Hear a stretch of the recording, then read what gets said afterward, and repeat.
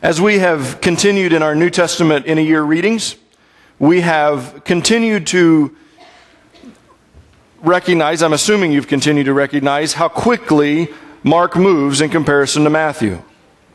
In Matthew, we spent a whole lot of time focusing on teaching, and in Mark, we haven't seen much teaching, we're just seeing a lot of the actions of Jesus. He went here, he did this. He went here, he did this. This week's reading, we'll actually start to see more of the teachings of Jesus.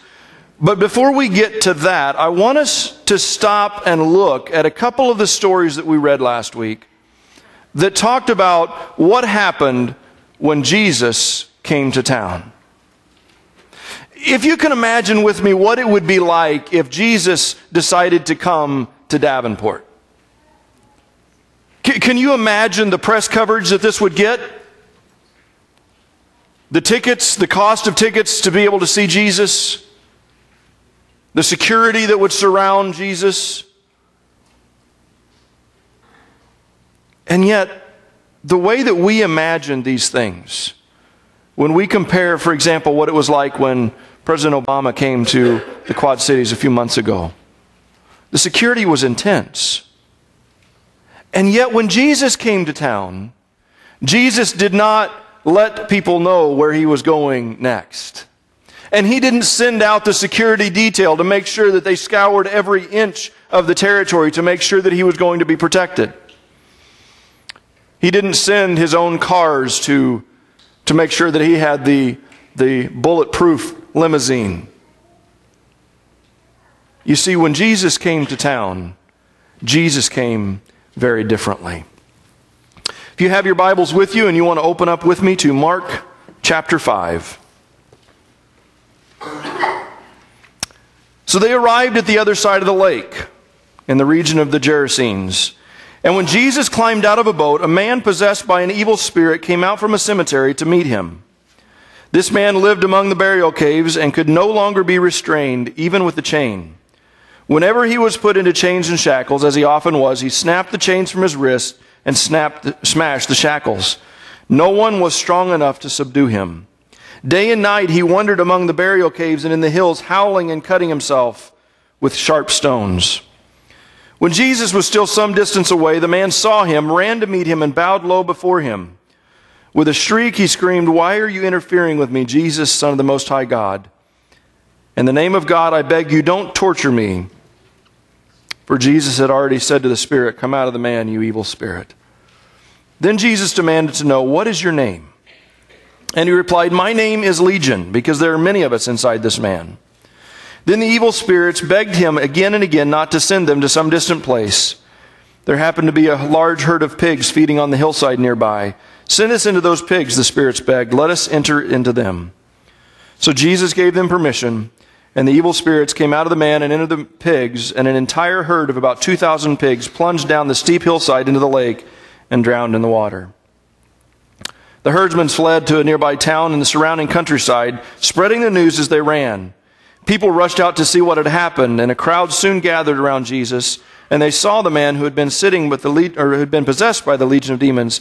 He was sitting there fully clothed and perfectly sane. And they were all afraid. Then those who had seen what happened told the others about the demon-possessed man and the pigs, and the crowd began pleading with Jesus to go away and leave them alone. If a politician comes to town, and it doesn't matter which side of the aisle you sit on, half the people are excited to meet this politician, and half of them are saying, "Get out of here, we don't like you." Doesn't matter which side of the aisle you're on. Our nation's divided pretty evenly. But can you imagine telling Jesus, "Go away, we don't want you"? And why did they tell Jesus to go away? This is a perplexing issue, isn't it? They wanted Jesus to go away because Jesus had had an encounter with somebody and it changed their perspective. What does it look like when we meet Jesus? Many of you have heard the phrase, many of you have used the phrase, "We're going to have to sit down and have a come to Jesus meeting." That usually means that you're extremely frustrated with somebody and you're about to tell them about that. But what does it really mean to have a come to Jesus meeting? In the story that we just looked at, this is what many would consider to be a lost cause. This is a man, nobody wanted anything to do with this man. This was an unusual setting. First of all, we can see from the story above this that this was nighttime. Jesus had been traveling at night in a boat, and he gets to the other side of the lake. This other side of the lake is actually a very Gentile area. It's not a friendly place for Jews. And along this side of the lake, there was a cemetery. And Jesus gets out of his boat, and a man comes running, shrieking at him from this cemetery. Now, how many of you have spent a considerable amount of time in cemeteries at night? No? It's not your favorite place to be at night?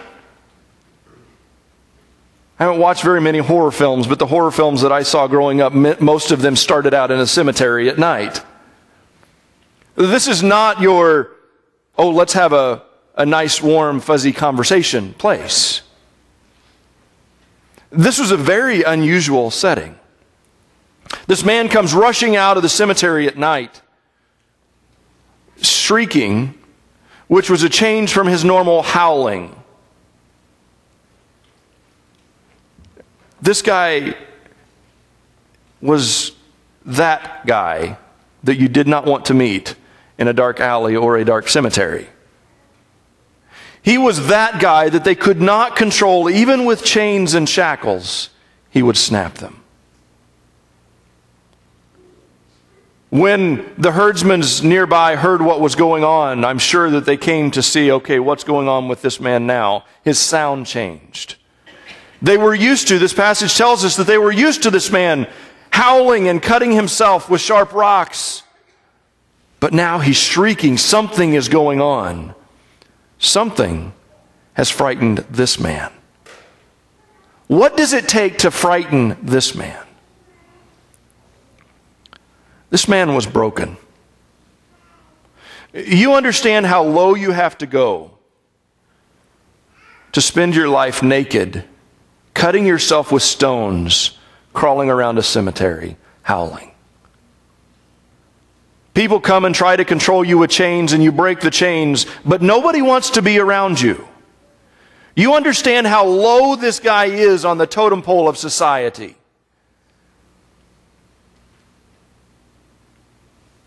He's a broken man.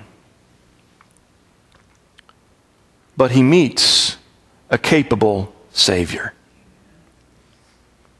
You see, what's the difference between this man who is howling and this man who is sitting calm?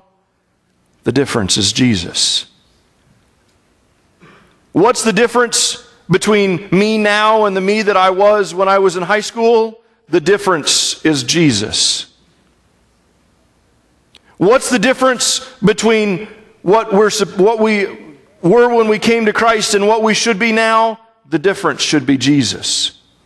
You see, our culture tries to tell us that it's just about bettering yourself. I can tell you, I know who I was, and there was no bettering that. It's not a matter of just reading enough self-help books. You realize that self-help books are the best sellers? Sometime go to a bookstore and just find the self-help section and look at all of these books. They've got self-help books for everything. It's an amazing industry in our nation. And yet the results from self-help books are minimal.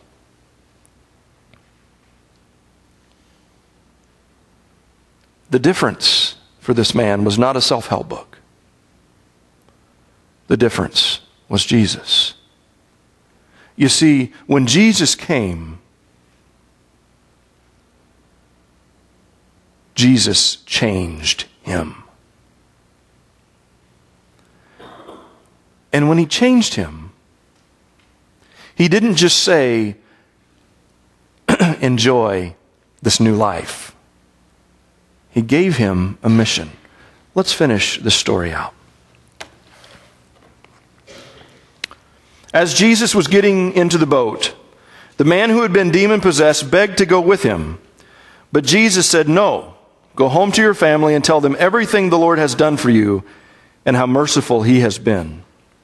So the man started off to visit the 10 towns of that region and began to proclaim the great things that Jesus had done for him, and everyone was amazed at what he told them. Part 1 is the man meets Jesus. And part 2 is Jesus says, now go tell your friends and your family. Now I want you to notice something, because you probably are surprised if you've been reading on the New Testament along with us. Elsewhere in the New Testament, when Jesus heals someone, he says, don't go back into the village and tell them. Tell no one what has happened to you. And this guy, he says, go tell it. Well, what's the difference? Well, the difference here is cultural. You see, this man wasn't a Jew. Jesus, when he had healed before, most of those that he had healed had been Jews. And so when Jesus came in and healed a Jew, the Jews started thinking this is the Messiah. But they weren't looking for the Messiah the way that Jesus wanted them to look for him. They were looking for the Messiah to come along and fill their stomachs and cure their ailments and make them the world power again.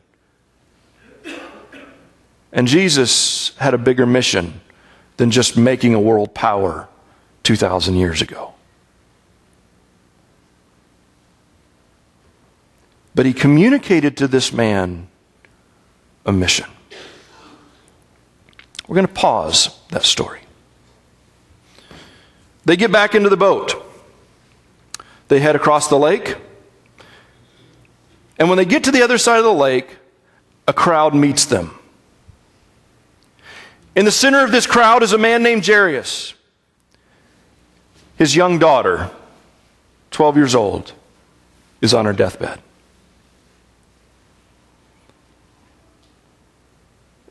Several of you in this audience have lost children young. You know how devastating that is. This week as I watched the news and the tornadoes that were ravishing the area, the story that caught my attention because it had one of my hometowns in it, the town I went to school in, mentioned, was a 2-year-old little girl who was picked up by the tornado and deposited in a field. They took her to a hospital in Salem, which is where I went to high school. Her entire family is gone. Her 3-month-old brother, her 3-year-old sister, and her parents. Her extended family is now at her bedside. There's some grandparents that are grieving intensely because they've lost a family, not just a family member, a family. You get in your mind that concept of how desperate this father must have been. He comes to Jesus and he said, please, only you can help my daughter. And Jesus says, come, let's go. And as they start moving, all of a sudden this crowd that is gathered gets interrupted. There's a lady in this crowd who has spent her entire life calling out, unclean, unclean. Now, we don't understand this fully in our culture because in our culture we have places for people who have medical conditions. This lady had been hemorrhaging and bleeding for the past 12 years.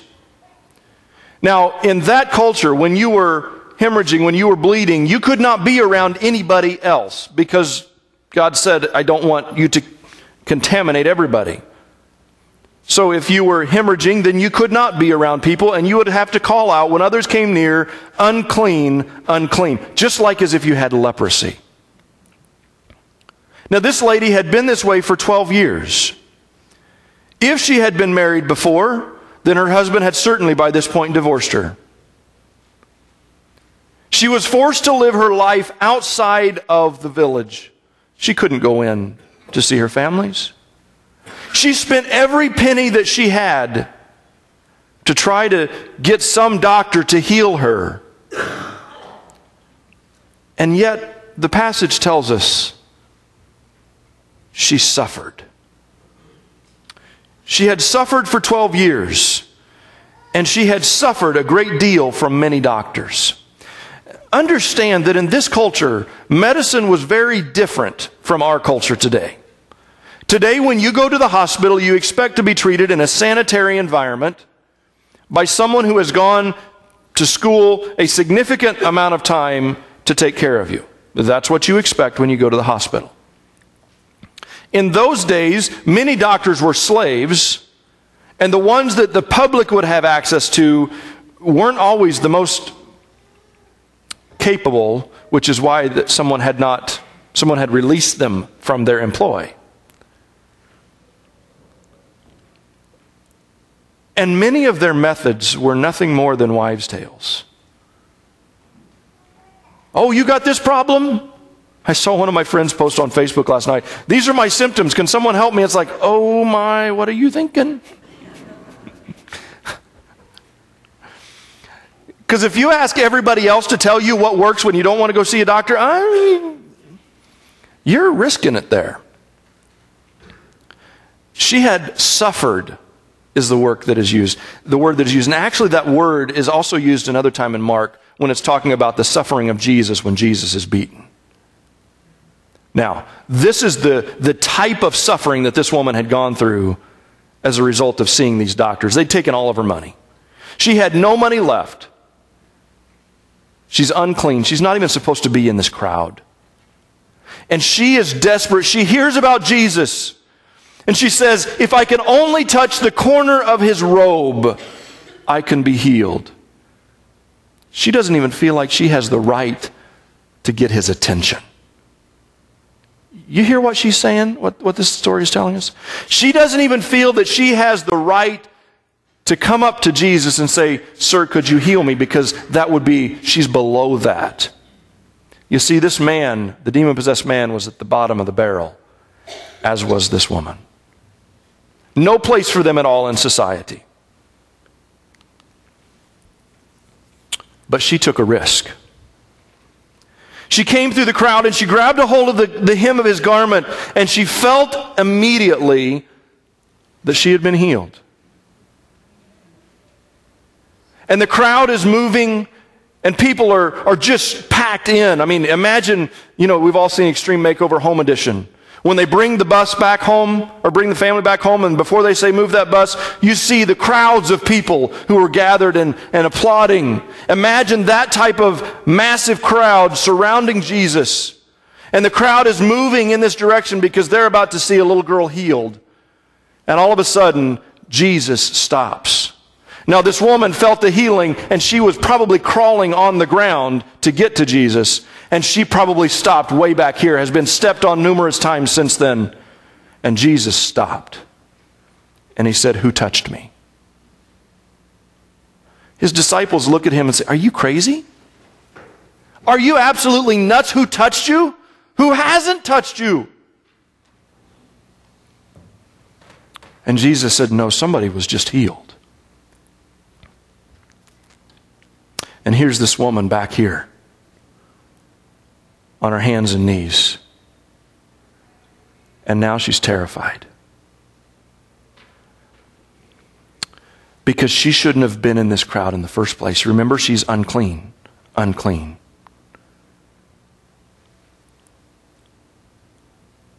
And Jesus demands to know who touched him, and she trembles, probably still on her hands and knees, and comes forward and tells him the story. And Jesus looks at her. I want to read this.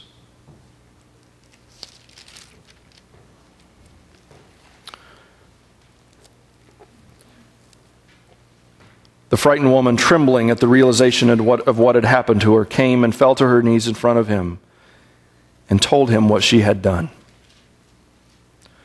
She's on her hands and knees in front of him. Okay? And he says, daughter. Daughter? Princess, to put it in today's vernacular. Daughter, your faith has made you well. Go in peace because your suffering is over.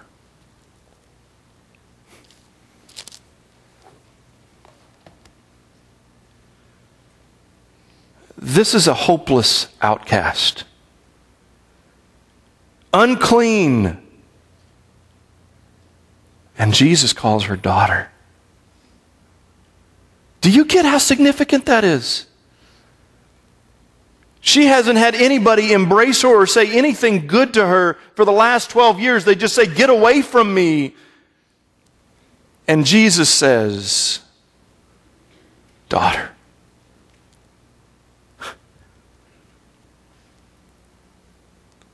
The man in the cemetery hasn't had anybody say anything nice to him for years either. And yet Jesus comes and heals.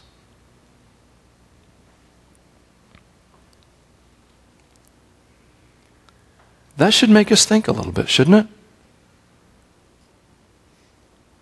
it? What's the difference? You see, it's not a self-help book. It's not a doctor. The doctors couldn't do a thing for this woman. They couldn't do a thing for this man. Jesus was the difference maker. You get who Jesus is? He's a difference maker. You see, Jesus wasn't afraid of the unlovable. Nobody would have anything to do with this man or this woman. But Jesus says, I'm not afraid of you. Jesus entered their worlds. You know, when people were going after this crazy man, they probably didn't go into the cemetery at night. They probably went during the day when the man was sleeping. And Jesus goes into the cemetery at night. Jesus didn't send them away because they weren't good enough. He didn't tell this woman, I'm sorry, you don't have any money left. I don't want anything to do with you. And Jesus absolutely changed their lives. You see, this is where it transitions from just meeting somebody to being transformed. Coming to Jesus doesn't just mean, oh, I met a famous person. You know, I've got an autograph at home in my basketball card collection. It's actually on a ticket from Reggie Miller. Anybody know who Reggie Miller is? Reggie Miller was the star from the Indianapolis Pacers when I was growing up. Man, Reggie Miller could hit a three from anywhere. He's just phenomenal. Good character. I actually got Isaiah Thomas's autograph that night, but the guy that was with me said I got it on his ticket and he was bigger, so he ended up with Isaiah Thomas's autograph. Quite honestly, some of you may say, oh, that's cool. And some of you say, who cares? Who's Isaiah Thomas? Or some of you may say, have you read anything about Isaiah Thomas lately? I wouldn't be bragging about that. You see, I can meet a famous person, but that doesn't change who I am, does it? I mean, they didn't offer me any money. They didn't say, oh, you want my autograph? Let me give you a cool $1 million to go with it. There will be a whole lot more people seeking their autographs if they would, but it doesn't change my life.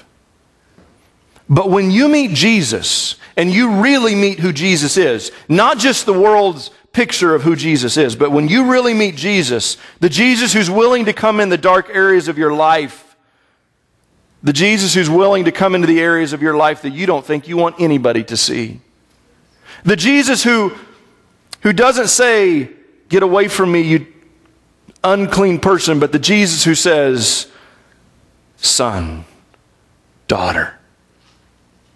You see, that transforms us. And we can't be the same. I want us to look back at this story of the demon-possessed man.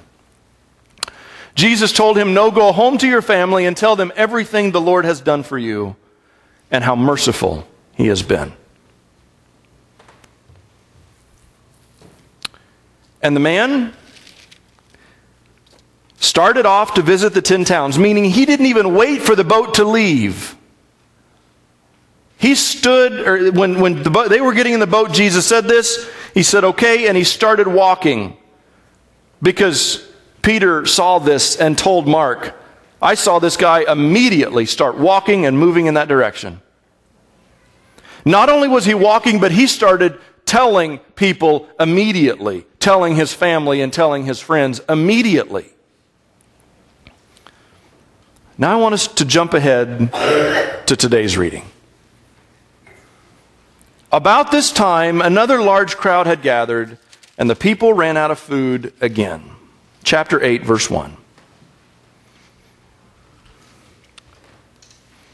You know, there's an interesting thing about this story of Jesus feeding the 4,000. There's only 2 times in the New Testament where it tells us that Jesus was in this area. The first time that Jesus was in this area was when He healed the demon-possessed man, and they said, get back in the boat and go away. And the next time that He comes to town, a large crowd had gathered. And they ran out of food again. People weren't just saying, oh, it's nice to have finally seen that Jesus guy and go home, but they were flocking around Him. These weren't Jews. These weren't people who were looking for the Messiah. These were Gentiles. These were this demon-possessed man's family and friends. You see, it's the only time that this shows up. The town of the Decapolis, or the 10 towns, as the New Living Translation puts it. Only 2 times that Jesus is there. The first time He's there, He gets off the boat and He leaves. And the second time, there's a crowd of 4,000 people waiting for Him. Because you see, when Jesus transformed this man's life, He transformed his life. And this man said, this is worth me investing my life in. This is worth me telling everybody I come in contact with. Now, did everybody believe him? No. Because the population of that area was more than 4,000. But did 4,000 people believe him? Apparently so, because they were there ready for dinner. They didn't know anything about Jesus miraculously feeding the 5,000 the week before. They weren't coming out just to see a miracle. They were coming out because this man's life had been transformed, and he was telling everybody about it.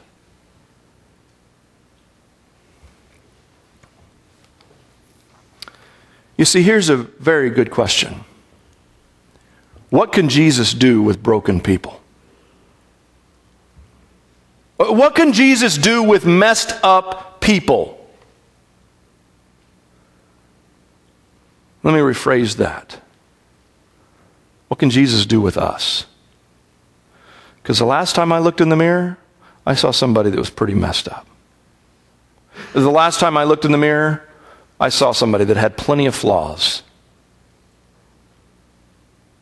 But what can Jesus do with us?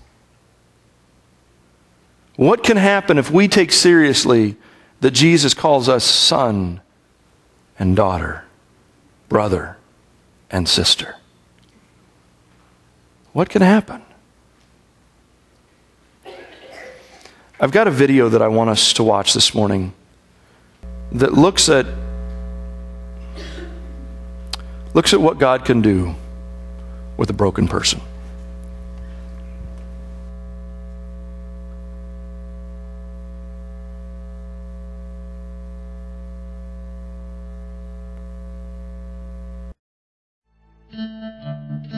So I grew up in, I'd say, a middle-class home. We went to church on Sundays. Most of the time it wasn't because I was looking for God, it was because I was looking for friends. Well, I went to college. That's when I was introduced to drugs.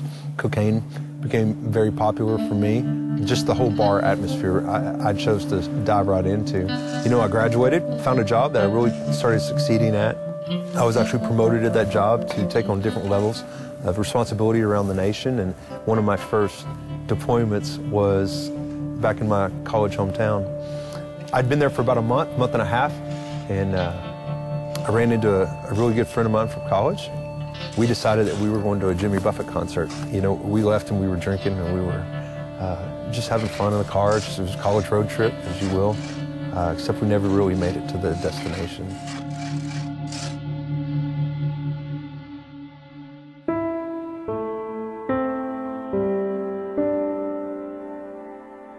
When we hit the tree, my friend went through the windshield, and the young lady that was with us was thrown about 20, 35 yards. She's maimed to this day. My friend obviously died, and I broke 27 bones, including 4, 5, and 6 in my vertebrae. You know, I'll never forget the day that my parents had to come in rehab, and they had the conversation that it was very possible that I was going to jail for 40 years for intoxicated manslaughter, intoxicated assault. When I left the hospital, I chose to go home with my parents, and I remember the guilt hitting me like a Mack truck. I can't describe to you how far away from God I felt. Instead of turning to Jesus, I turned to more drugs, turned to more alcohol. I was on a mission to hurt myself even more. There was a girl that I was dating at this restaurant, and she came to me one day, and I'll never forget, and she said, I'm pregnant.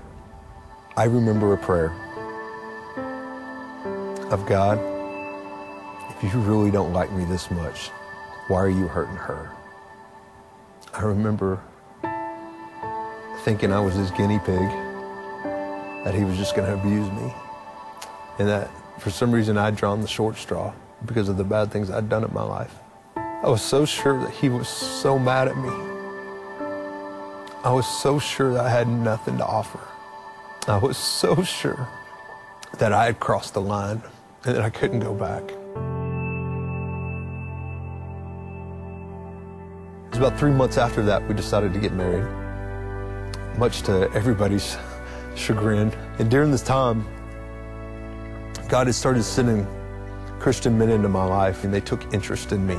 And then they would help me, and they would guide me in the right direction. I ended up going to trial, and the judge stopped everything. He looked me square in the eye, and he said, you know, Mr. Germer, I see a lot of these cases a year. He said, but there's something sort of different here. Can you tell me, are you in a program? Are you doing anything? What seems to be helping you? And I remember sitting there for a second and dropping my head. And before I knew it, I looked up and I said, Jesus Christ. And you know, in a lot of ways, that was the first time I think I ever felt peace. In a lot of ways, I think that was the only time I ever felt that things were going to be okay. I was left with restitution. I was left with probation. I was left with some jail time. And I had to go AA twice a week. Even though I was starting to experience freedom in my walk, was probably the hardest one because I was dealing with all the emotions that I had always shoved down through my drug addiction. I was walking through all those emotions and what it had done to other people's lives. I was like this tornado that just ripped through everything and got to the other side, and when I got sober and thought everything was okay. I'd been in AA for about a year when my pastor called me in, asked me to take over for Celebrate Recovery. It was at our church. And I remember looking at him saying, are you kidding me? I'm barely functioning as it is, and you want me to lead something? And I remember that night going home and praying with my wife, as excited as we were. I remember my prayer of, God, you can't use me. How could you believe in me enough to do this? Don't you know what I've done? I can barely run my own life, very much run a ministry for you. There's no possible way. Over the next 4 years, the Celebrate Recovery that I had been asked to be the ministry leader of grew from 40 people to 150. And there were stories of freedom all around, but it was one step at a time. It was one Friday night at a time. It was one meeting at a time as God started showing me that He could use somebody that was broken.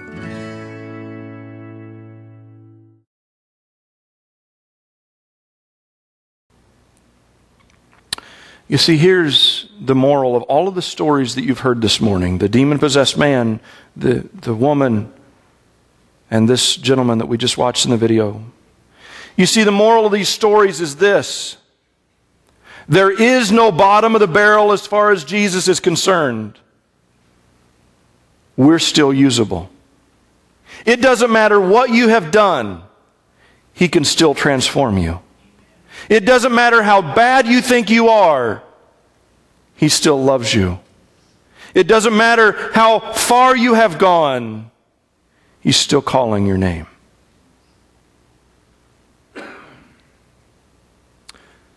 The question is, what is our response going to be? When we look back at this story of the woman, she was suffering. But in verse 27 it says, she had heard about Jesus. So she came up behind him through the crowd. She didn't know what was going to happen, but she'd heard about Jesus. And she risked coming to him. Right now, in this room, every person has heard about Jesus. No excuses. The question is, are we willing to seek him out? Are we sick enough of ourselves and the messes that we end up in to say, Jesus, I really want something better? If you're ready to make that decision this morning, if the worship team will come, we're going to change things. We're going to sing He Touched Me again.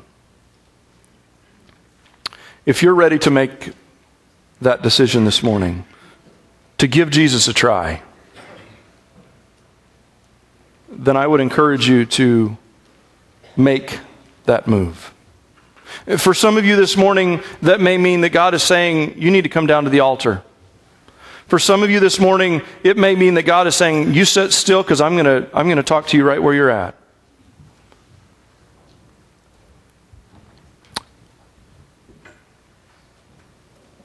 But talk to him. Whether it's here, whether it's there, I don't care where it is. You see, there is no bottom of the barrel as far as Jesus is concerned. There's not a person in this room that has gone too far that Jesus doesn't want anything to do with. Every one of us are valuable to him. And he wants to transform our lives. Because he has a mission in mind for each one of us. For the demon-possessed man, that man had to make history and gather the crowds of 4,000 people. For the man in this story, the video that we watched, there are a lot of people struggling that need the help of somebody who's been there. I don't know what God has for each one of you, but I know God has something for each one of you. He doesn't just transform us so we can pat ourselves on the back and say, oh, isn't this nice? He transforms us because he's got a plan. I invite you now to stand and respond as you feel led.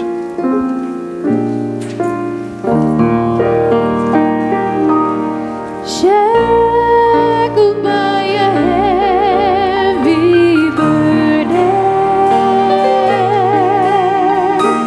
beneath the load of guilt and shame,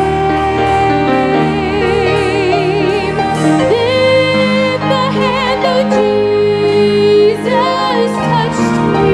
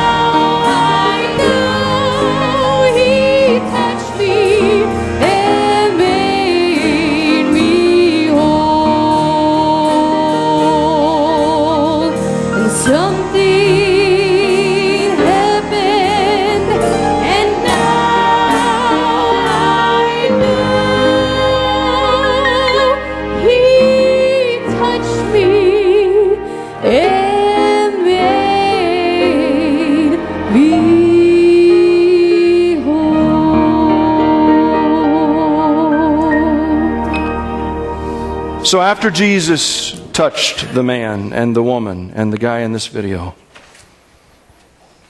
He sent them on a mission. We're going to sing 2 songs this morning. We're going to go ahead and do I Refuse. Because as we leave this place, you're all sent on a mission. Are you going to let Jesus touch you, but then are you going to accept His mission? Let's sing I Refuse together.